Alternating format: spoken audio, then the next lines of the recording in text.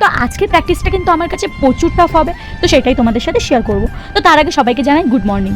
আর এই ভিডিওটা কিন্তু কালকের ভিডিও। বা তোমাদের কাছে একটা ছোট্ট প্রশ্ন, বলো তো একটা ব্রাইড করতে গেলে সবথেকে কঠিন কোন জিনিসটা? সেটা তোমাদের জানা থাকলে অবশ্যই কমেন্ট বক্সে জানিও।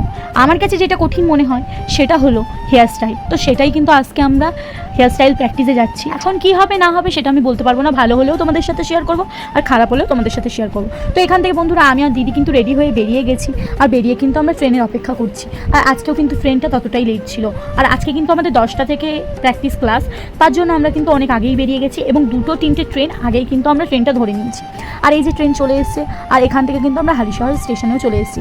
আজকে আমি ট্রেনের মধ্যে ভিডিও করিনি, কারণ আমি নিজেই খুব টেনশনে ছিলাম যে তোমাদের সাথে আর কি বলবো। আমি এতই নার্ভাস হয়ে গেছি যে আজকে নিজের প্রতি নিজের কোনো কনফিডেন্সই নেই আমার। কিন্তু আমার সব বান্ধবীরা কিন্তু নিজের প্রতি প্রচুর কনফিডেন্স দেখিয়েছে, কিন্তু আমার সত্যি কথা বলতে আমি প্রচুর কমজোর কিন্তু হেয়ার স্টাইলের দিক থেকে।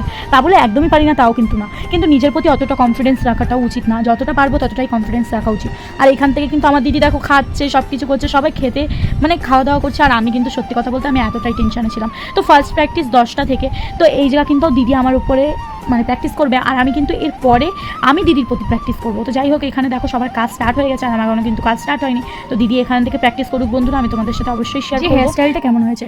আশা করি ভালো হবে, ঠিক আছে। কিন্তু এটা আমাদের ফার্স্ট ডে যেহেতু ছিল। তো যাই হোক বন্ধুরা, আবার দেখা হবে নেক্সট ভিডিওতে। টাটা।